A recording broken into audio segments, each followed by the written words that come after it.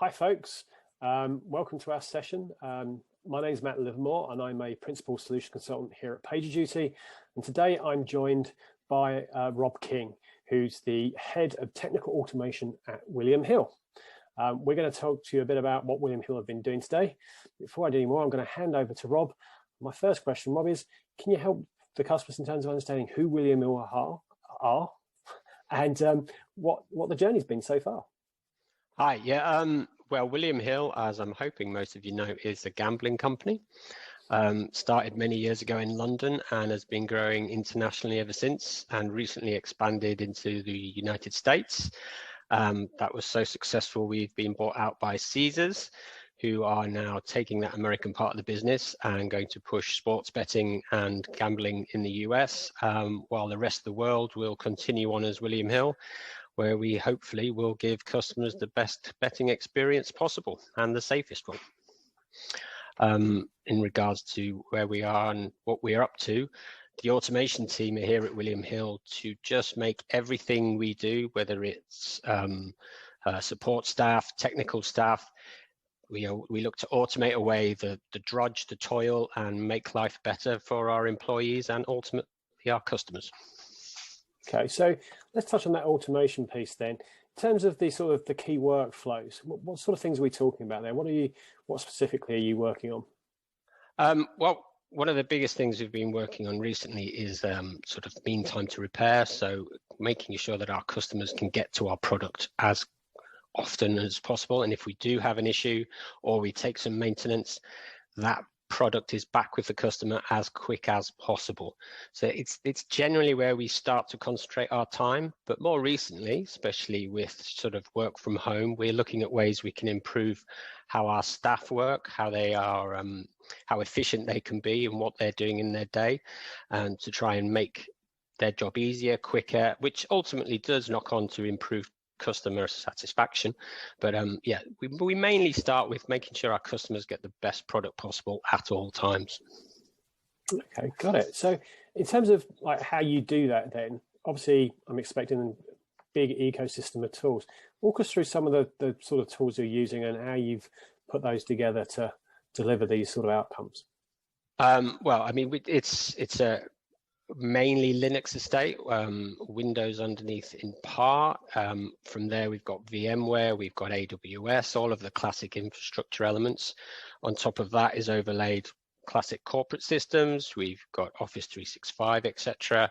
Other corporate systems, time and attendance, those kind of systems. And then we run a system called OpenBet, which is a fairly ubiquitous gambling platform that helps run not just us, but our competitors too.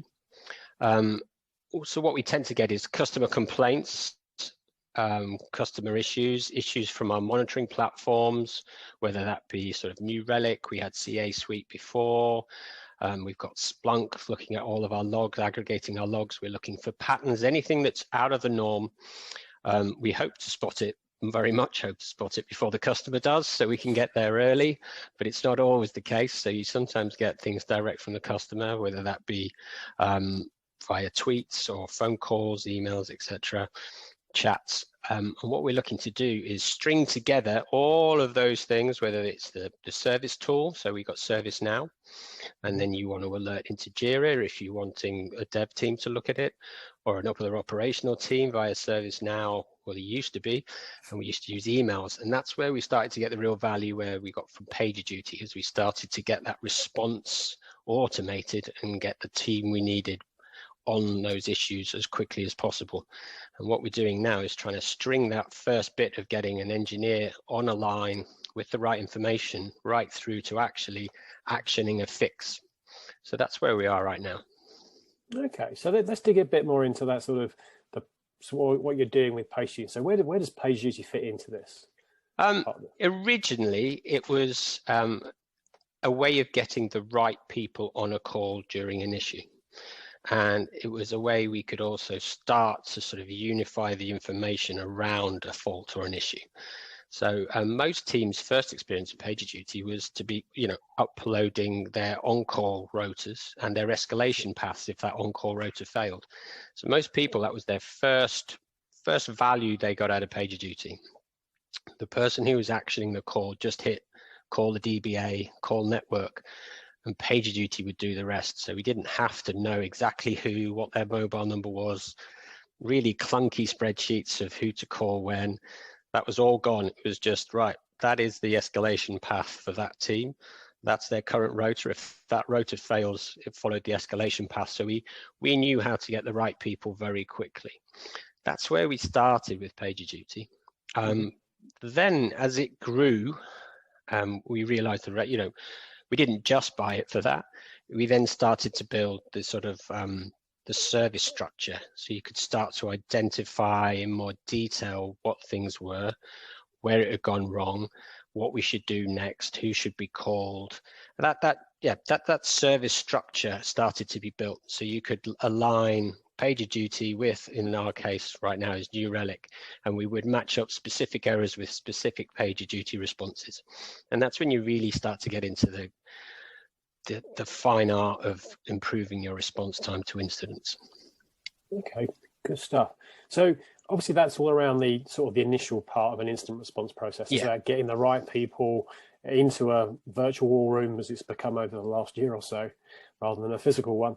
But it's that whole point of getting people together to work on an issue. So where did Rundeck come in? I mean, I believe you were using that product before PagerDuty acquired it. So tell us a little bit about that. So Rundeck, it was born out of, technical staffs want not to have to log on to every box to make a change, to run things in a batch. If you wanted to